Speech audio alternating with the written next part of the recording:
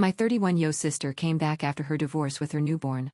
I, 20, became the free nanny and burned out. When I booked a trip, she snapped, "Your fun matters more than my child?" Selfish, I left anyway. Days later, after arriving, I was terrified she had.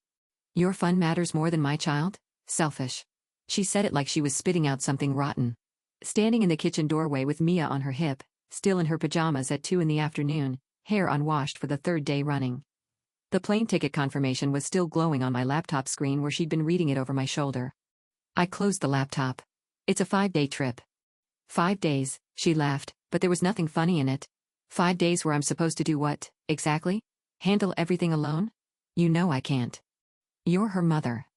The words came out flat. I hadn't meant them to sound harsh, but I also hadn't tried to soften them. Mia started fussing, and Lauren bounced her automatically, that motion she'd perfected over the past 4 months. 4 months since she'd shown up at the door with 2 suitcases and a car seat and mascara streaked down her face, saying Kevin had changed the locks while she was at her postpartum checkup. "I can't believe you do this to me." Her voice cracked on the last word. "After everything I'm going through. After everything you promised." I hadn't promised anything. That was the thing. She'd assumed, and I'd let her assume, and somewhere in the exhaustion of those first few weeks it had all calcified into obligation. But I hadn't promised. They'd been pushing like this for a while, really. Not just Lauren, our parents too, in their own gentler way. "Poor Lauren," they'd say. "She needs support. She's been through so much." And at first I'd agreed, because she had been through something terrible. Coming home to find your husband had packed your things into garbage bags and left them on the porch. Discovering he'd already filed for divorce before you even knew the marriage was in trouble. Finding out there was another woman, had been for months, maybe longer. So yeah, I'd felt sorry for her. I'd wanted to help. But help had turned into something else entirely. Help had turned into getting up at 2 a.m. because Lauren was too tired. Help had turned into missing my Tuesday night class because someone needed to watch Mia while Lauren had her therapy appointment. Help had turned into skipping work shifts, falling behind on my online coursework, watching my savings account drain because I wasn't earning and somehow I was still expected to chip in for diapers and formula when Lauren's money ran out before the end of the month. I was 20 years old. I was supposed to be figuring out my own life. Instead, I was living someone else's. "I'm going," I said. "The tickets are non-refundable." "Then get a refund anyway. Tell them it's an emergency." "It's not an emergency, Lauren. It's you not wanting to parent alone for less than a week." Her face went tight. "You have no idea what it's like. You don't have kids. You don't understand." "You're right." I stood up, tucking my laptop under my arm. "I don't have kids. That was a choice I made. This," I gestured vaguely at the kitchen, at her, at the baby monitor on the counter and the pile of burp cloths on the table and the bottles drying in the rack by the sink, "wasn't my choice. It was yours. I didn't choose for Kevin to. You chose to have a baby. You chose to keep her. Those were your choices. And I've been helping because I wanted to, but I don't owe you my entire life just because yours got hard." Mia started crying in earnest now, picking up on the tension the way babies do. Lauren was staring at me like I'd slapped her. "You're going to regret this," she said quietly. "When you need help someday and nobody's there for you. You're going to remember this moment." I walked past her toward the stairs. "My flight's Thursday morning. I'll be back the following Tuesday." I didn't slam my bedroom door. That would have been dramatic, and I was too tired for drama. I just closed it, locked it, and sat on my bed with my heart pounding in my ears and my hands shaking. The trip had cost me almost $800. Money I couldn't really afford but had spent anyway, booking a solo trip to see my friend in Portland because she'd been asking for a year and I kept saying I was too busy. Too busy with what? With a life that wasn't mine. With responsibilities I'd never agreed to. The burnout had crept up slowly. At first it was just tiredness, the kind everyone has. Then it was this heaviness in my chest when I woke up. Then it was crying in the shower for no reason, snapping at people over nothing, lying awake at night with my jaw clenched so tight my teeth ached. My roommate from freshman year had texted asking if I wanted to grab coffee and I typed out 3 different responses before giving up because I couldn't figure out how to explain that I couldn't leave the house because my sister might need me to watch the baby. I wasn't even living in my own apartment anymore. I'd moved back home when the semester ended, supposedly to save money, but really because my parents had made it clear that Lauren needed family around her. "That's what family does," my mother had said. "We show up for each other." Except showing up had become moving in. Moving in had become full-time childcare. Full-time childcare had become my entire existence, shrinking down to the size of this house, this baby, this endless cycle of feeding and changing and soothing, while my sister slept or cried or sat on the couch scrolling through Kevin's social media to see if he'd posted anything about the new girlfriend. I tried to set boundaries before. Little ones. I have class on Tuesday nights. Can you find someone else? I need to work this weekend. Maybe mom can help? Each time, somehow, the boundary had dissolved. The class wasn't that important, was it? I could make up the work. And mom's back was bothering her. And dad had that thing. And Lauren was so fragile right now, couldn't I see how much she was struggling? The thing about burnout is that it makes you stupid. You stop being able to think clearly. You start believing that everyone else's needs really are more important than yours, that you're selfish for wanting anything, that the exhaustion is normal and you just need to push through. You forget that you're a person too. The plane ticket had been an act of desperation. I'd booked it at 1 a.m. after a particularly bad day. Mia had been colicky, Lauren had been snippy, my mother had called to remind me that I should be grateful to have a roof over my head and I should try to be more patient with my sister. I'd sat in my room with my laptop and just done it. Clicked through the booking process in a daze. Entered my card number. Hit confirm. The confirmation email had felt like oxygen. Like I could breathe for the first time in months. That had been 2 weeks ago. I'd kept it quiet at first, not wanting the confrontation. But Lauren had seen the email notification on my phone this morning and asked what it was, and I'd been too tired to lie. Now here we were. The next 3 days were brutal. Lauren barely spoke to me except in clipped monosyllables. My mother called twice to try to mediate, which meant she called to tell me I was being unreasonable and couldn't I just postpone the trip until things were more settled? What did more settled even mean? Lauren had no job, no plan, no timeline for moving out. The divorce proceedings were going to take months. Mia was 4 months old. Nothing was going to be settled for years. I'm not canceling, I told my mother the second time. I need this. Need it for what? To party with your friends? To not have a breakdown. The words came out harsher than I'd intended. I'm exhausted, Mom. I've been running on empty since Lauren moved in and nobody seems to care. Silence on the other end. Then, we all have to make sacrifices right now. That's what family. I've been sacrificing. I've been the only one sacrificing. When does it end? She didn't have an answer for that. She just sighed and said she'd pray for me to find some compassion in my heart, which was her way of saying I'd disappointed her without having to say it directly. Thursday morning came. I'd packed the night before, quietly, keeping my suitcase in my closet so I wouldn't have to deal with Lauren's comments. I woke up at 4:30, showered, dressed, and carried my bag down the stairs in the dark. Lauren was sitting in the living room. I hadn't expected that. The lamp by the couch was on, casting yellow light across her face. Mia was asleep in the bassinet beside her. You're really doing this, she said. I told you I was. I thought you'd change your mind. I slung my backpack over my shoulder. Why would I change my mind? Because you care about your family. Because you're not actually this selfish. There was a time when that word would have gutted me, selfish. It was the worst thing you could be in our family. Selfish meant putting yourself first. Selfish meant not sacrificing enough. Selfish meant failing at the only thing that mattered. But standing there in the dark living room, looking at my sister's exhausted face and knowing that my own exhaustion was invisible to her, I realized something. She wasn't calling me selfish because I'd done something wrong. She was calling me selfish because I'd stopped doing something she wanted. Those weren't the same thing. I'll be back Tuesday, I said. There's pumped milk in the freezer. Mom said she'd come by Saturday to help. Mom's back is. Then figure it out, Lauren. She's your daughter. I didn't wait for a response. I walked out the front door, got in my car, and drove to the airport with the sky turning pink over the highway. The flight was 3 hours. I spent most of it staring out the window at clouds, feeling the tension slowly drain from my shoulders. By the time we landed in Portland, I felt almost human again. My friend Sarah picked me up at the airport with a sign that said jailbreak in progress and I laughed for the first time in weeks. The first 2 days were exactly what I needed. We walked around the city, ate food that wasn't reheated leftovers or whatever I could grab one-handed while holding a fussy baby, stayed up late talking about nothing important. Sarah didn't ask too many questions about the situation at home. She could see it on my face, probably. The hollowed-out look that burnout gives you. She just kept filling my glass with wine and telling me about her job and her terrible roommate and the guy she'd been seeing who kept calling his mother during their dates. Normal stuff. Stuff that had nothing to do with diapers or custody lawyers or my sister's endless grievances about Kevin. I turned my phone to Do Not Disturb that first night. I told my family I'd be mostly unreachable, spotty service, busy schedule, all the excuses I could think of. The truth was I just couldn't bear to see their messages. Every ping from home felt like a hook in my chest, trying to drag me back. On the third day, I finally looked. 14 missed calls from my mother. 9 from my father. 23 text messages, getting progressively more frantic. Call us immediately. This is an emergency. Something happened. Where are you? Why aren't you answering? Your sister needs you right now. My heart stopped. For one terrible second I thought something had happened to Mia. That she'd gotten sick, or hurt, or... I called my mother with shaking hands. She picked up on the first ring, finally. Where have you been? We've been trying to reach you for hours. What happened? Is Mia okay? Mia's fine. It's your sister. What about her? And then my mother told me, and the world tilted sideways. Lauren had been admitted to a psychiatric facility. Voluntary admission, technically, though from what my mother said it hadn't felt very voluntary.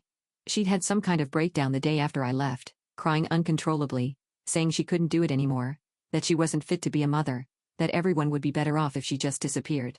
My father had come over to check on her and found her sitting in the empty bathtub fully clothed, holding Mia and rocking back and forth and not responding when he spoke to her. They're saying it's postpartum depression, my mother said. Combined with the stress of everything else. They're keeping her for at least 72 hours for evaluation. I sat down on the edge of Sarah's guest bed, my legs suddenly unable to hold me. Where's Mia? She's with us. For now. But your father and I can't do this alone.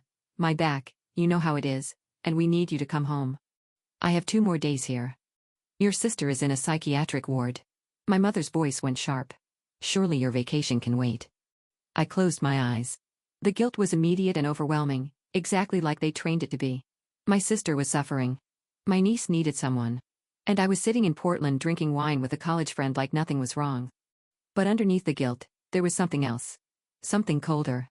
What did her doctor say about outpatient resources? Is there a plan for when she gets out? We haven't gotten that far. We're in crisis mode right now. Right. But there will need to be a plan. Because I can't keep doing what I was doing. You understand that, right? That's why I left in the first place. I was falling apart. Silence. Then, I don't think this is the time to make it about you. I'm not making it about me. I'm trying to figure out what the long-term solution is, because the short-term solution of me putting my life on hold indefinitely wasn't working. Your sister needs help. That's all that matters right now. She needs professional help. Which she's getting. And she's going to need more of it when she gets out. Help I'm not qualified to provide. So you're not coming home. I looked at the plane ticket on my phone. Tuesday morning, just like I'd planned. I thought about changing it. I thought about rushing to the airport, getting on the first flight back, walking into my parents' house and picking up exactly where I'd left off. Taking over the feeding schedule and the night wakings and the endless needs. And I knew, with a certainty that felt like bedrock, that if I did that, I would end up in the same place Lauren was now. I'll be home Tuesday, I said. Like I planned. Mia is safe with you and Dad for 2 more days. Lauren is safe in the hospital where professionals are taking care of her. Nothing is going to change between now and Tuesday that requires me specifically. I can't believe you're doing this. I know you can't. But I am. I hung up before she could say anything else. The next 2 days were strange. The trip wasn't fun anymore, how could it be? But it wasn't the disaster my mother probably hoped it would be either. I was worried about Lauren. Of course I was. She was my sister. We'd shared a room growing up. She taught me how to use a tampon and covered for me when I snuck out junior year and held my hair back the first time I got drunk. I loved her. But loving someone didn't mean sacrificing yourself on the altar of their needs. That was something I was only starting to understand. Something our parents had never taught us because they'd been raised on a different gospel, the gospel of family first, always, no matter what it costs you personally. Sarah didn't judge me. She just kept being there, making me eat, sitting with me on her tiny balcony while I stared at the city and tried to process everything. It's not your fault, she said on the last night. You know that, right? Her breakdown isn't because you left. My parents think it is. Your parents are wrong. She's been struggling since way before you booked this trip. The breakdown was coming whether you were there or not. But if I'd been there... What? You would have magically cured her postpartum depression? You would have been able to prevent a mental health crisis by being slightly more available? Sarah shook her head. You're 20 years old. You're not a therapist. You're not a psychiatrist. You were never going to be able to give her what she actually needed. I knew she was right. Intellectually, I knew it. But the guilt was still there, lodged somewhere between my ribs, making it hard to breathe. I flew home Tuesday morning as planned. My mother picked me up at the airport, which surprised me. I'd expected her to be too angry to bother. She looked older than she had a week ago. Grayer around the edges. Lauren's still in the hospital, she said as we walked to her car. They're keeping her through the week at least. Maybe longer. How is she? Medicated, calmer. Talking to therapists every day. She unlocked the car with the beep. They said she's been dealing with depression longer than any of us realized. Maybe years. We got in the car. My mother didn't start the engine right away. She just sat there, hands on the wheel, staring out the windshield at the parking garage. I blamed you, she said finally. When it happened. I thought if you'd just been there, if you hadn't been so insistent on taking that trip. I know. But the doctors said. She trailed off, swallowed. They said she's been in crisis for a while. Long before you left. Long before the divorce, even. Kevin leaving just accelerated things. Okay. I'm not saying this because I think you were right to go. She looked at me then, and her eyes were red-rimmed but dry. I'm saying it because I don't want you to blame yourself for something that wasn't your fault. It wasn't an apology. It wasn't even close to an apology. But from my mother, it was something. What happens now? I asked. With Lauren. With Mia. We're figuring it out. The hospital has social workers helping us make a plan. Lauren's going to need ongoing treatment. Therapy, medication, maybe partial hospitalization for a while. She won't be able to take care of Mia alone. So who? Your father and I are looking into options. There are programs for new mothers who need support. Respite care. That kind of thing. I blinked. This was more concrete planning than I'd heard from my parents in the entire 4 months since Lauren had moved in. And what about me? My mother's hands tightened on the wheel. We were wrong to put so much on you. I can see that now. You're barely out of high school. I'm 20. I was in college. You're still young. You shouldn't have been responsible for so much. That was unfair. She finally turned to look at me. You can go back to your life. Whatever that looks like. We'll figure out the rest. I didn't know what to say. This was more than I'd ever expected from her. More self-awareness, more acknowledgement. Part of me wanted to accept it at face value and move on. But a bigger part of me knew better. I'm going to need that in writing, I said. My mother frowned. What do you mean? I mean that you've said things like this before. That you'd handle it, that you'd figure it out, that you wouldn't lean on me so much. And then a week later I'm back to being the full-time nanny because it's just easier and I'm already here and it's only temporary. This is different. I know. Lauren being hospitalized is different. But I've heard you say it's different before. I took a breath, trying to keep my voice steady. I'm going back to school in the fall. I'm moving back to my apartment. I'm getting a job that works with my class schedule. And I need to know that when I do those things, you're not going to call me every time Lauren has a bad day and tell me I need to come home. We wouldn't. You would. You have. Every time I've tried to have my own life, something comes up. Some crisis. Some emergency. And maybe this time was real, but a lot of the other times weren't, and I can't tell the difference anymore. So I need you to promise me, actually promise me, not just say the words to get me to stop pushing, that when I leave, I'm leaving. That I get to be a sister, not a substitute parent. That I get to have my own life. My mother was quiet for a long time. I could see her processing it, weighing her options, deciding whether to fight or concede. Okay, she said finally. I promise. And if you break that promise, I'm gone. I mean really gone. I'll move somewhere you can't just show up. I'll stop answering my phone. I'll stop coming to holidays. That seems extreme. Maybe. But I've learned something about myself these past few months. I'm not good at half measures. I gave everything I had and it nearly broke me. So going forward, I'm setting boundaries that I can actually keep. And the consequence for crossing them has to be something real, or they don't mean anything. She nodded slowly. I could tell she didn't fully understand, didn't understand how serious I was, or why I felt I had to be this serious, but she was at least trying to accept it. Can we go home now? She asked. In a minute. I want to be really clear about one more thing. What? Mia is not my responsibility. She's Lauren's daughter, and Lauren's responsibility. If Lauren can't take care of her, that's a problem for Lauren and the professionals helping her and maybe you and Dad to figure out. I'll visit. I'll be a good aunt. But I'm not a parent, and I'm not going to be treated like one. I understand. Do you?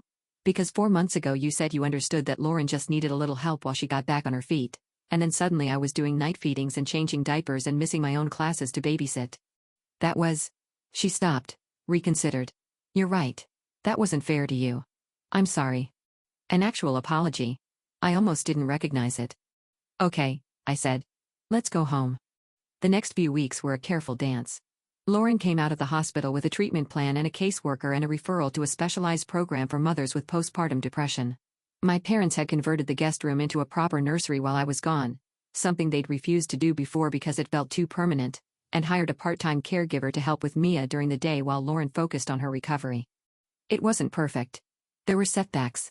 Days when Lauren called me crying, saying she was a terrible mother, she couldn't do this, She needed me to come over right now. But I held the line.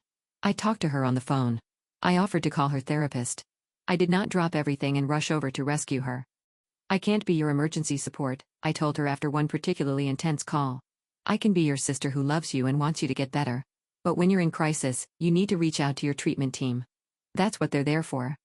You sound like a self-help book. I've been reading a lot of them lately. She laughed at that, a wet sound that might have been half a sob. I'm sorry. For everything. For the way I treated you before you left. For calling you selfish. I know. I was so scared, and I was taking it out on you because you were there. I know. I'm trying to do better. I know. And I'm proud of you for that. But trying to do better doesn't mean I forget that it happened. It means I'm watching to see if things actually change. There was a pause. That's fair, she said finally. I probably wouldn't trust me either. I moved back to my apartment at the end of July. It felt strange at first, being in a space that was just mine, where nobody needed me for anything. I'd forgotten what that was like. The quiet. The freedom. The ability to eat dinner at 10 p.m. or sleep until noon without worrying about anyone else's schedule. My roommate from freshman year moved back in. We got into a rhythm. She worked mornings, I worked afternoons, we both took night classes and studied together in the evenings. It felt normal. It felt like the life I was supposed to be living. Lauren and I texted almost every day, but I kept it light. Baby photos. Updates on her therapy. Little jokes that didn't mean anything.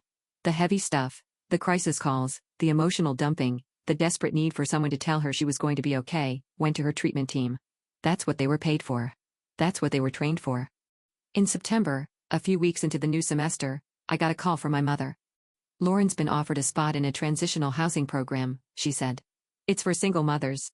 They provide childcare and job training and therapy all in one place. She'd have her own apartment but with support staff on site. That sounds great. She'd be moving out of the house. Out of state, actually. The program is in Ohio. I processed this. How does she feel about it? She's nervous. But her caseworker thinks it would be good for her. A fresh start somewhere Kevin can't just show up. Structure. Community with other mothers who understand what she's going through. What do you need from me? Nothing. My mother sounded almost surprised to be saying it. I just wanted to let you know. And to ask if you'd be willing to talk to her about it. She values your opinion. I called Lauren that night. She answered on the second ring, sounding tired but alert. Mom told you about Ohio, she said. Yeah. What do you think? I think I'm terrified. Moving somewhere I don't know anyone, with a baby, starting over completely? That's insane. Is it? Or is staying here insane? Where Kevin can contest custody every time he gets bored, and Mom and Dad are always hovering, and you never get the chance to figure out who you are without all of us telling you? Silence on the other end. You really think I should do it, she said. I think you should do whatever's right for you and Mia. But I also think that staying here hasn't been working. You've been stuck in survival mode since the divorce. Maybe you need to be somewhere that's actually set up to help you move forward. I'd miss you. I'd miss you too.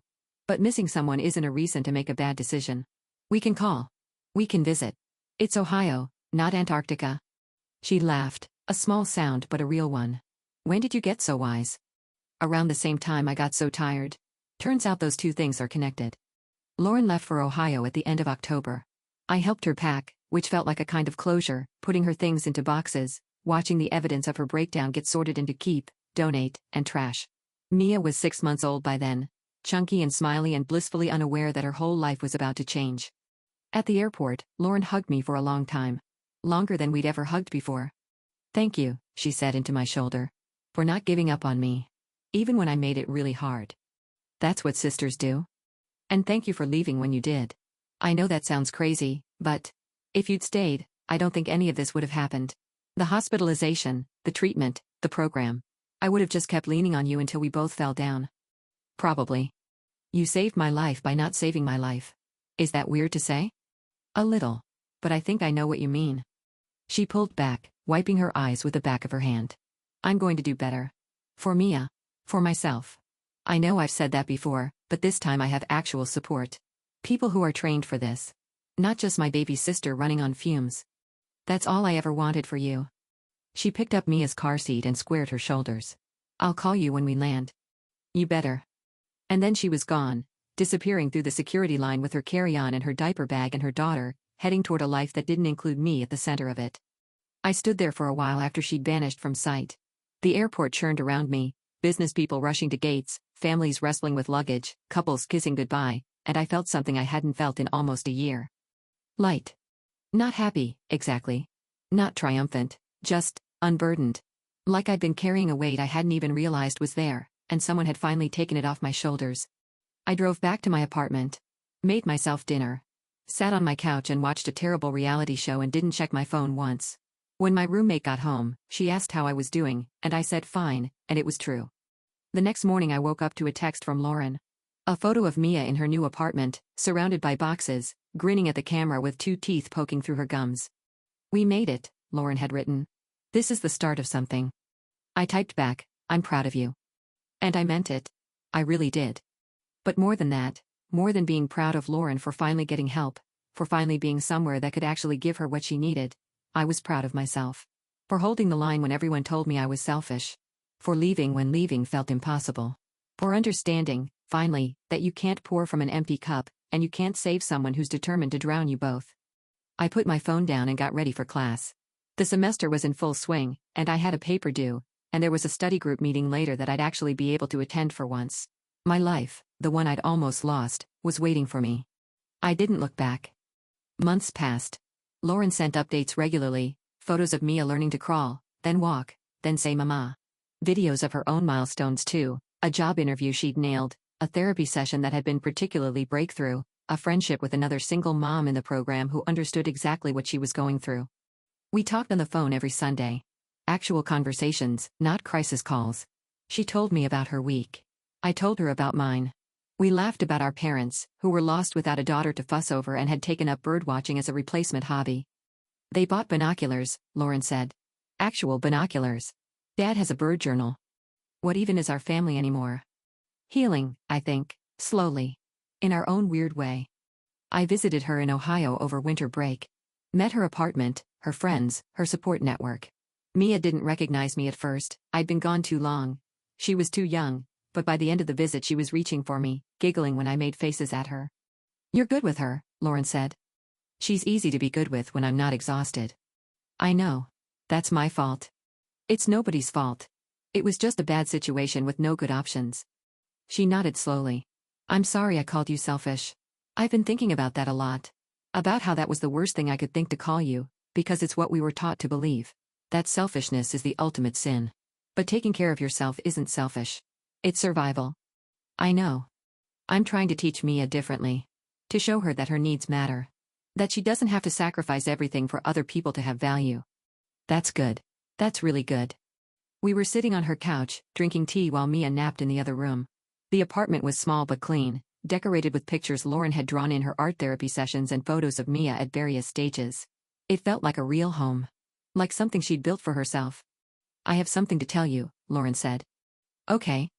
I've decided not to reconcile with Kevin. Not ever. He keeps sending letters, asking for another chance, saying he's changed. But I realized. I don't want him to have changed. I don't want to go back to that life. Even if he became the perfect husband overnight, I've already moved on to something better." "How does that feel?" "Terrifying. And also really, really freeing." She smiled, and it reached her eyes in a way I hadn't seen in years. "I'm building a life I actually want. For the first time ever. It's hard, but it's mine." "I'm proud of you," I said. Same words I'd texted when she'd first arrived. But this time they carried more weight. "I'm proud of you too," she said. "For setting boundaries. For holding them. For showing me that it was possible to say no without the world ending." I flew home 2 days later. Back to my apartment, my classes, my friends. The life I'd fought so hard to reclaim. A few weeks into the spring semester, I got a letter from my mother. Not a text, not a phone call, an actual letter, handwritten on her good stationery. "Dear Sarah. I've been thinking a lot about what happened last year. About the way your father and I handled things. About the expectations we put on you that weren't fair. I want you to know that I see it now. How much we asked of you. How little we gave in return. How we used words like family and sacrifice to make you feel guilty for having needs of your own. I'm not going to pretend I've completely changed. I'm still your mother, and I still have all the instincts that made me who I am. But I'm working on it. Your father and I started seeing a counselor, can you believe it? And she's helping us understand some things we never questioned before. You were right to leave when you did. I couldn't see it at the time, but I can see it now. Lauren needed more than we could give her, and so did you. The difference is that Lauren's needs were visible, and yours weren't. We failed you by not seeing that. I'm sorry. I love you. Mom. I read the letter 3 times. Then I folded it carefully and put it in my desk drawer, next to the plane ticket confirmation from the trip that had started everything. Some bridges you have to burn. Some bridges you burn and then rebuild, slowly, board by board, from the ashes. I wasn't sure yet which kind this was. But I was willing to find out.